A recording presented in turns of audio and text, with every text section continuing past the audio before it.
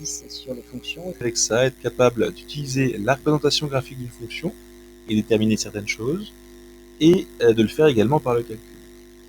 Donc vous pouvez avoir sous vos yeux l'énoncé numérique, je n'afficherai ici que le dessin et les solutions. Première question, considère une fonction f dont on donne la représentation graphique sur l'intervalle de définition -3, 4. Donc je rappelle, ça veut dire quoi? Ça veut dire que la fonction n'existe que pour des valeurs de x variant de -3 compris à 4 compris. D'accord? Au-delà, la fonction n'existe pas. Première question, déterminer l'image de 2 par cette fonction. Alors, qu'est-ce que ça veut dire? Ça veut dire, quand x est égal à 2, que vaut son image. On va lire sur l'axe des ordonnées. Ici, quand x est égal à 2, on va jusqu'à la courbe, on regarde que l'image est ici, 5, 6, 7, 8. Donc, quand x vaut 2, f de 2 est égal à 8. L'image vaut 8. 2 égale 8, ça veut dire que l'image de 2 par la fonction f, c'est 8. Deuxième question, donner la valeur de f de -2. Donc là, on vous pose la question de façon différente, mais c'est la même question, c'est quelle est l'image de -2 par la fonction f. Donc déjà, première chose, il faut être capable de comprendre les questions, peu importe la façon dont elles sont posées. Ici, l'image de -2 par la fonction f, on va à x égale -2, on remonte jusqu'à la fonction et on lit sur l'axe des ordonnées, un projeteur orthogonal sur l'axe des ordonnées, on lit la valeur de l'image, 1, 2, 3, 4.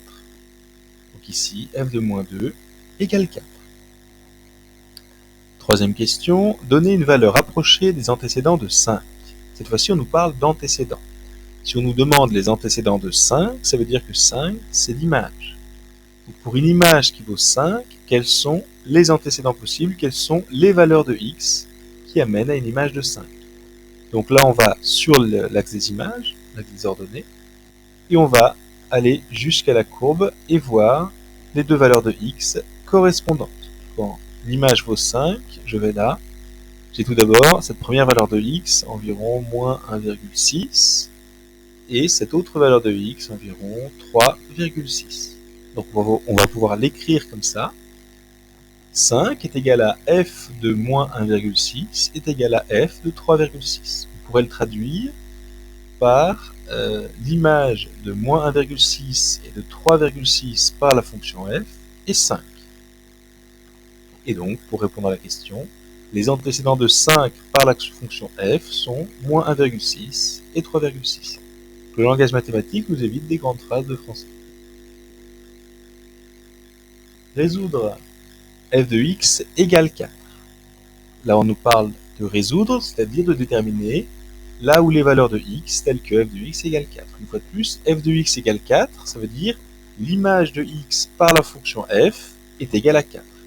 Si l'image vaut 4, on va avoir un premier antécédent ici et un deuxième antécédent là. Donc, une fois de plus, c'est la même question que précédemment, mais posée différemment.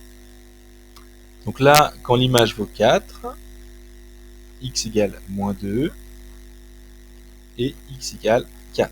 Donc 4 égale f de -2 égale f de 4. -2 a pour image par la fonction f 4, 4 a pour image par la fonction f 4.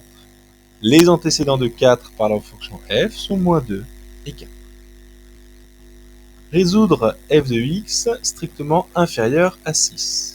Donc là, on nous introduit une inégalité, ça veut dire qu'on a tout un ensemble d'images. Toutes les images qui sont là plus petites que 6, strictement plus petites que 6. Résoudre, donc une fois de plus, on cherche les valeurs de x pour lesquelles ces images sont plus petites que x. Hein, à savoir, toutes ces valeurs de là jusque là. Toutes ces valeurs ici. Pour toutes ces valeurs de x, les images sont plus petites que 6. À partir de cette valeur-là, l'image va au-delà de 6, et là, elle redevient plus petite que 6. Donc on va avoir ici, ça commence à -3, donc de -3 jusqu'à cette valeur-là, donc environ -1,2, de -3 jusqu'à -1,2, l'image est plus petite que 6, et de là, environ 3,2, de 3,2 jusqu'à 4, l'image est plus petite que 6. On va l'écrire comme ça, f de x strictement inférieur à 6, pour x appartient à l'intervalle moins 3, moins 1,2, union 3,2, 4. Faire attention sur les crochets. Ici, l'image est forcément plus petite que 6, donc pas de problème, on prend cette valeur-là en moins 3 et en 4. Mais pour moins 1,2 et 3,2, c'est l'endroit où l'image est égale à 6. Et comme on est strictement plus petit que 6, on ne va pas considérer ces valeurs-là, donc on va les exclure en ouvrant les crochets. Je rappelle, ce symbole, c'est l'union. Ça veut dire que c'est cet intervalle-là et celui-là. Enfin, sixième question, résoudre f de x supérieur ou égal à 8. Donc on va regarder 5, 6, 7, 8. On est ici. Toutes les images pour lesquelles, qui sont plus grandes que 8 sont situées là. Donc c'est pour cette valeur de x, donc de 0 jusqu'à 2. Donc f de x supérieur ou égal à 8 pour x appartenant à 0, 2. Cette fois-ci, les crochets sont vers l'intérieur, ils sont fermés. Puisqu'on a ou égal, ça veut dire que l'endroit où ça vaut pile 8, 0, où ça vaut pile 8 quand x égale 2, sont compris dans l'intervalle solution. Voilà pour la lecture graphique. Cet exercice est bien puisqu'il reprend à peu près tout ce que vous êtes censé maîtriser, à savoir déterminer une image, déterminer des antécédents, avec les deux façons de vous poser la question, soit par le français, déterminer l'image, déterminer l'antécédent, soit par les mathématiques, calculer la valeur de f de moins 2, ou résoudre f de x égale 4. Donc on a vraiment les deux façons de formuler avec lesquelles il vous faut être à l'aise, et via également des inégalités. Donc ça reprend les 6 approches de lecture graphique que vous devez maîtriser en fin de seconde. Après, par le calcul algébrique, donc on nous donne une expression pour f de x, on nous dit f de x est égal à moins 0,5x au carré plus x plus 8 pour tout réel x. Premièrement, calculer l'image de 3. Donc calculer l'image de 3, ça veut dire déterminer l'image, donc calculer f de 3. Quand x vaut 3, quelle est l'image? Donc on va calculer f de 3 en remplaçant simplement dans l'expression donnée les x par la valeur 3. Ici on a moins 0,5x au carré, donc je remplace par 3 au carré, plus x, donc plus 3, plus 8. Pourquoi j'ai mis des parenthèses alors qu'elles sont inutiles?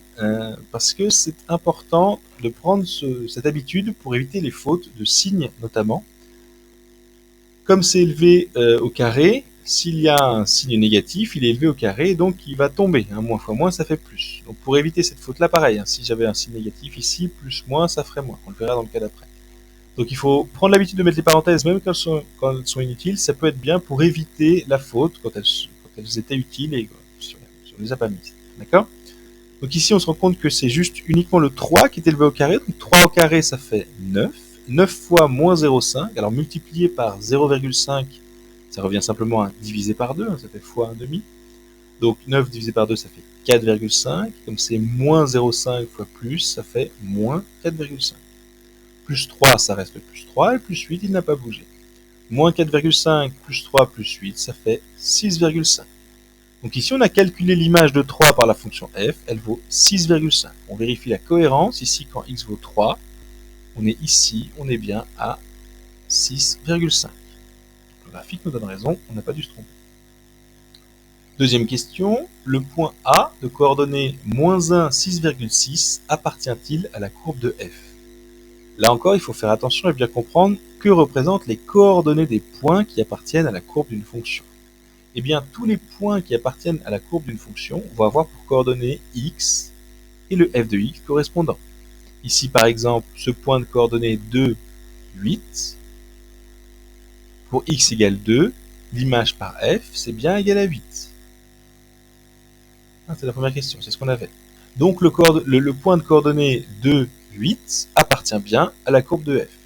Ici, on nous demande de vérifier l'appartenance du point A de coordonnées moins 1, 6,6 par le calcul. Par le calcul, il va donc falloir voir si, quand x est égal à moins 1, l'image est bien égale à 6,6. Donc ça nous revient finalement à calculer f de moins 1. f de moins 1, ça nous donne ça, moins 0,5 fois moins 1 au carré plus moins 1 plus 8. Moins 1 au carré, ça fait 1. Une fois moins 0,5, moins 0,5. Plus moins 1, ça fait moins 1. Et plus 8, ça fait plus 8. 8 moins 1,5, ça fait 6,5. Or, le point proposé était moins 1, 6,6, différent de 6,5. Donc non, ce point-là n'appartient pas à la courbe. Visuellement, sans le calcul, le point de coordonnées moins 1, 6,6 ou 6,5 était très difficile à déterminer puisque en valeur approchée, c'est très proche. Mais par le calcul, on peut facilement vérifier ça. Donc là encore, un classique, déterminer l'image d'un point par le calcul en remplaçant la valeur de x par une valeur donnée. Vous devez tous être capable de le faire. Et déterminer si un point appartient à la courbe, ça revient pratiquement à poser la même question, à simplement vérifier l'image d'un point par le calcul. L'image de l'antécédent par le calcul pour vérifier si ça correspond aux coordonnées du point. Et là encore, c'est vraiment des questions classiques, donc cet exercice est vraiment type de ce que vous devez être capable de faire par rapport aux fonctions en fin de seconde. Le deuxième exercice qui ressemble, le 103, qu'on va corriger aussi maintenant. Donc voilà, je vous ai affiché juste les deux courbes. Donc on nous disait, on donne ci compte les courbes représentatives de deux fonctions f et g sur moins 2, 4, donc intervalle de définition, hein, de moins 2 jusqu'à 4, donc elle n'existe pas plus loin ou avant. Résoudre graphiquement, donc comme tout à l'heure, f de x égale moins 10. Alors f de x égale moins 10, ça veut dire que l'image vaut moins 10. Déjà, on est sur la fonction f, donc on ne va pas regarder la courbe en rouge, qui est celle de g, mais bien la courbe en jaune, qui est celle de f.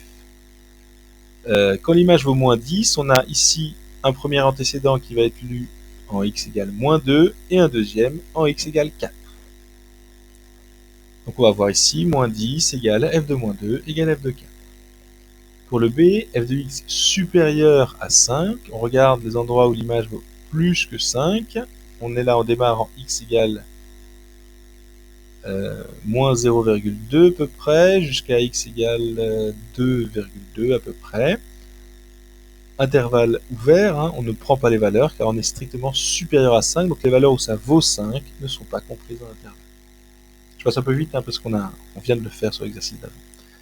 F de x inférieur ou égal à 0, ici, donc plus petit ou égal à 0, c'est là et là, donc de moins 2 jusqu'à moins 1 et de 3 jusqu'à 4. Donc on va faire une union de moins 2 jusqu'à moins 1 et de 3 jusqu'à 4. Avec l'union, on comprend les valeurs car on est strictement plus petit ou égal.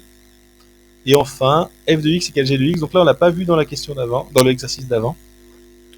Dire que deux fonctions sont égales, ça revient à demander les points d'intersection de ces deux fonctions.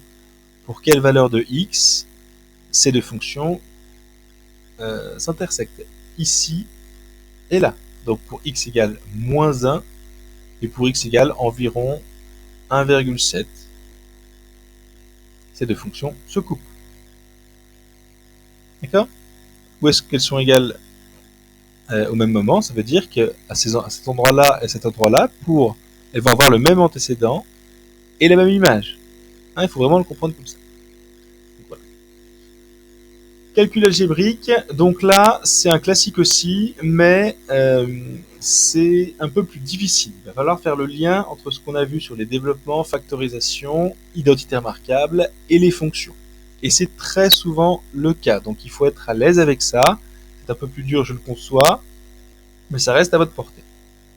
Donc, on répond bien aux questions. On vous donnait, cette fois-ci par le calcul, les deux expressions de f et de g. F est égal à x plus 1 facteur de 6 moins 2x, et g de x est égal à x carré plus 2x plus 1. Première question, développer f de x.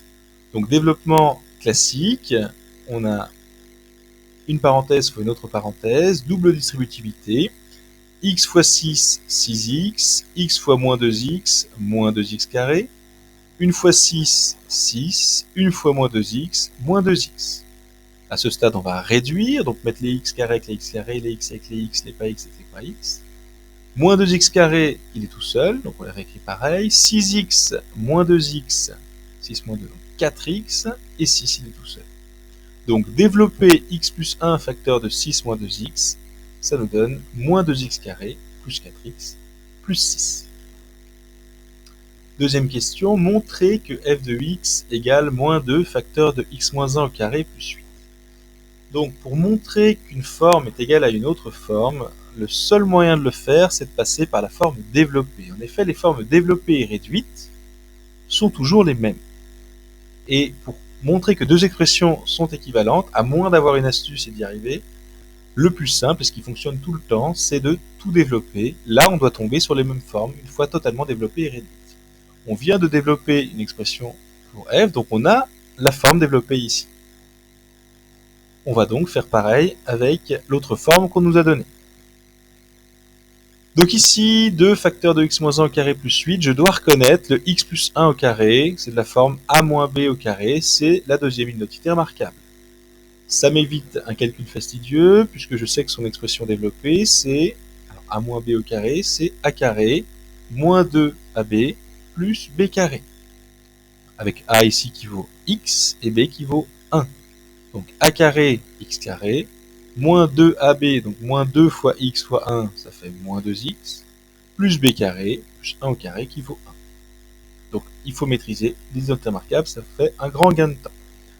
Donc moins 2 fois x moins 1 au carré, ça fait moins 2 fois x carré moins 2x plus 1. Et le plus 8 ne bouge pas.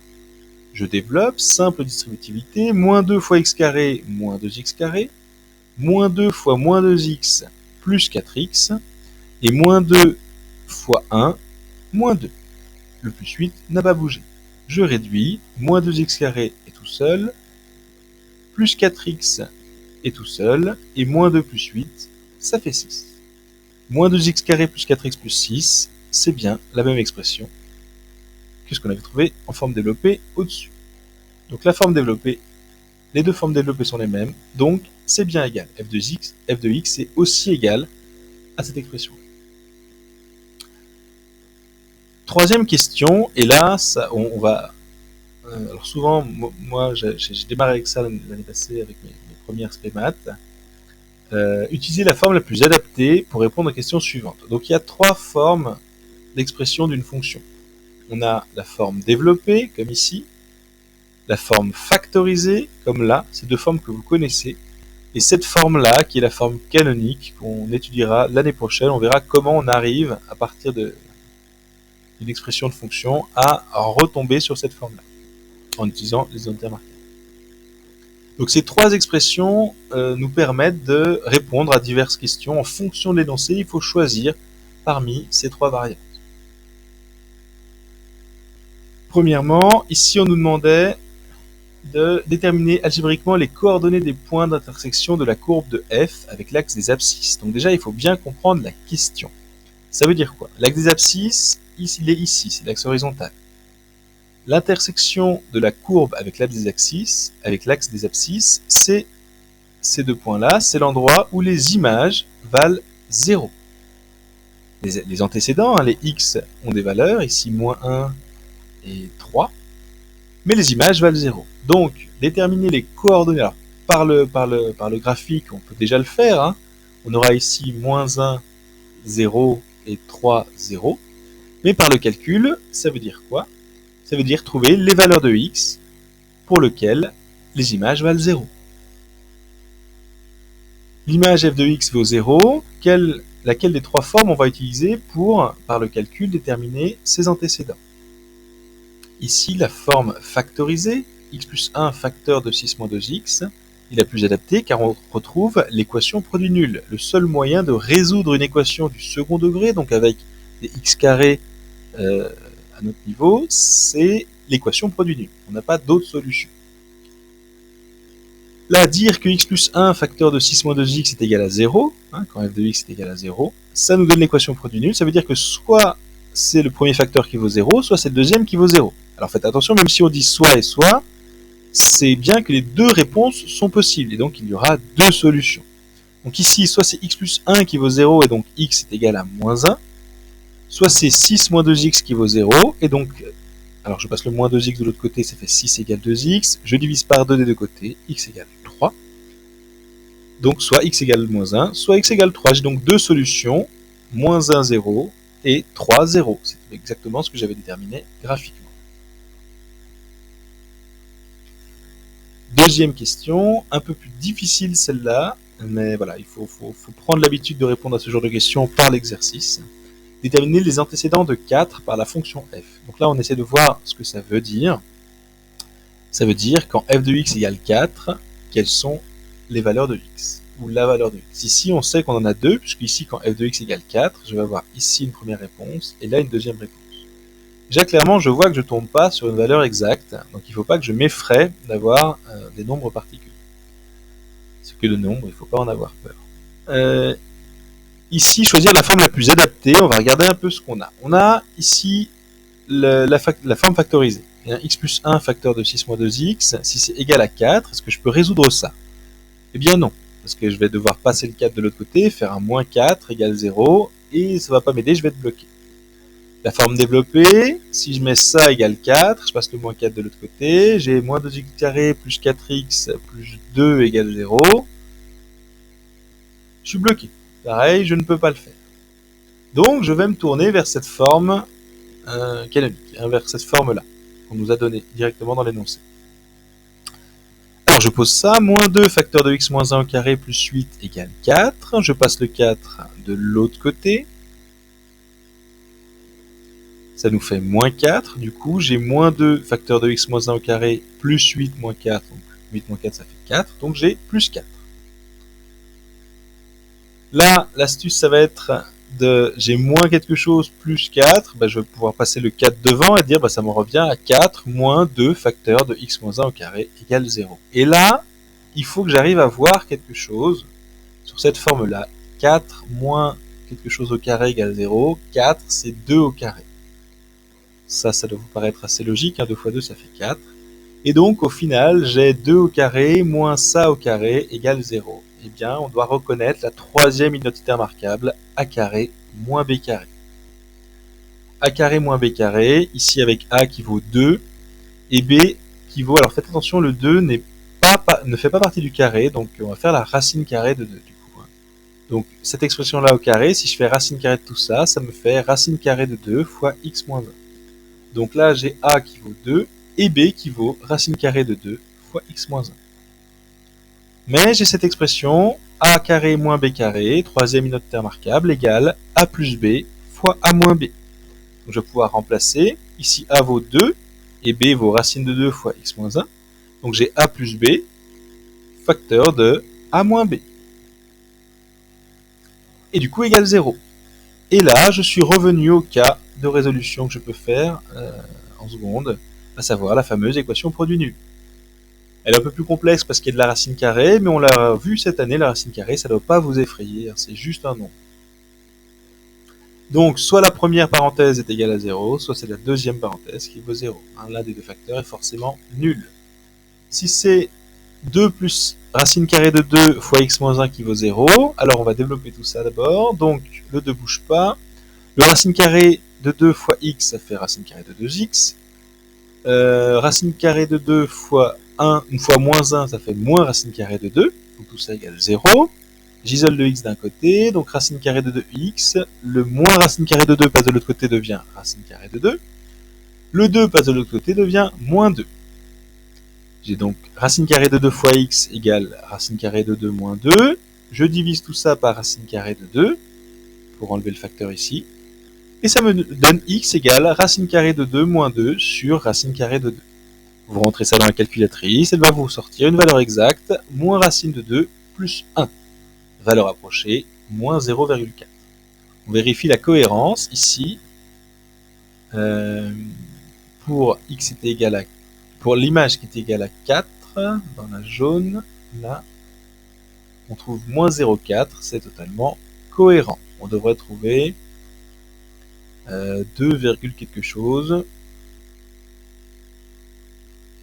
On va trouver 2,4 à peu près pour la deuxième. On va vérifier ça.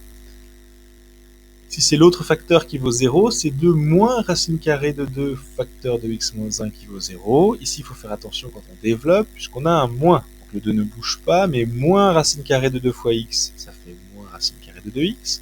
Et moins racine carrée de 2 fois moins 1, moins fois moins, ça fait plus, du coup, racine carrée de 2. Égale 0. J'isole les x, donc moins racine carrée de 2 fois x, je le laisse tout seul. Le 2 passe de l'autre côté, devient moins 2. Le plus racine carrée de 2 devient moins racine carrée de 2 en changeant de côté aussi.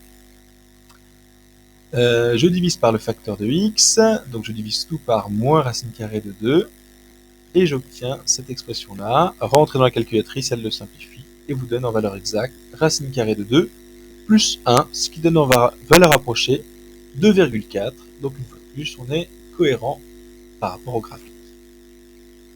Donc voilà, un moyen d'utiliser les isotères marquables pour répondre à nos questions. C'est un peu le niveau qu'on attend de vous en fin de seconde. Je sais, c'est pas évident, c'est une question que je trouve assez difficile pour vous. Mais voilà, par l'exercice, pensez à tomber quand on a des carrés d'un côté, a carré moins b carré, il faut être capable de l'identifier un petit peu. Et enfin, dernière question, on nous disait, on donne la capture d'écran ci-dessous, résoudre x plus 1 facteur de 6 moins 2x, donc f de x, égale x carré plus 2x plus 1, donc g de x. C'est finalement les points d'intersection. Donc ici, la calculatrice nous donne les deux valeurs de x, solution de l'égalité posée. Les valeurs sont entre crochets, pas entre parenthèses. Faites attention, ce ne sont pas des coordonnées, ce sont en fait les deux réponses à l'équation posée au-dessus. En effet, les calculatrices lycées sont capables de résoudre les équations.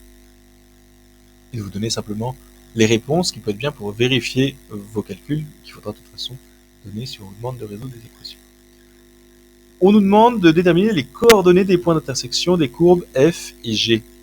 Donc on a ici les deux valeurs de x pour lesquelles ces deux fonctions s'intersectent. Qu'est-ce qui nous manque pour déterminer les coordonnées? Si on connaît les antécédents, il nous manque les images. Donc ce qu'il fallait simplement comprendre comme question ici, c'est déterminer les deux images qui nous manquent. L'image de moins 1 et l'image de 5 tiers. Alors la fonction f n'est pas forcément super simple, donc on va prendre la fonction g, que je trouve un peu plus facile, x carré plus 2x plus 1. Et on remplace juste x par ce qui nous intéresse, à savoir moins 1 pour déterminer l'image de moins 1. Quand x vaut moins 1, j'ai moins 1 au carré plus 2 fois moins 1 plus 1. Alors moins 1 au carré, ça fait 1. 2 fois moins 1, ça fait moins 2. Et 1, ça fait 1. Donc 1 moins 2 plus 1, ça fait 0. Donc mon premier antécédent, c'est 0. Donc le premier point d'intersection, c'est quand mon image vaut 0. Donc quand x vaut moins 1, l'image vaut 0. Donc les coordonnées du point d'intersection, c'est moins 1, 0. Pour 5 tiers, pareil, g de 5 tiers. Alors 5 tiers au carré plus 2 fois 5 tiers plus 1. 5 tiers au carré, c'est 5 tiers sur 3, c'est 5 au carré sur 3 au carré, donc 25 sur 9. 2 fois 5 tiers, c'est 2 fois 5 sur 3, donc 10 sur 3. Et puis 1, il ne bouge pas. Je vais faire un dénominateur commun, tout mettre sur 9 pour pouvoir faire mon addition. 25 neuvièmes, ça bouge pas. 10 tiers, ça se transforme en 30 neuvièmes. Je fais x3 en bas, x3 en haut. Et 1, ça se transforme en 9 neuvièmes. Je fais x9 en bas, donc x9 en haut. J'arrive à 25 plus 30 plus 9, ce qui me fait 64 neuvièmes. Donc, mon deuxième point pour coordonner 5 tiers, 64 neuvièmes. Donc, les deux points d'intersection ici et là. Donc le premier, ça se voyait, c'était moins 1, 0, moins 1, 0. Et là, je crois 64 neuvièmes, ça fait 7 et quelques, donc c'est assez cohérent. Et 5 tiers, ça faisait 1 et quelques, donc c'est assez cohérent aussi pour le deuxième point d'intersection. Donc voilà pour ce deuxième exercice, qui est assez complet aussi. Je corrige pas les autres, parce que bon, déjà voilà, c'est déjà assez long, et là ils reprennent un peu les mêmes notions, mais le premier est vraiment le plus essentiel, il faut vraiment l'avoir compris, le maîtriser, le refaire si besoin. Le deuxième, c'est bien pour s'habituer au développement et aux formes factorisées et aux 3 expressions de fonctions qu'on verra l'année prochaine. Voilà, merci.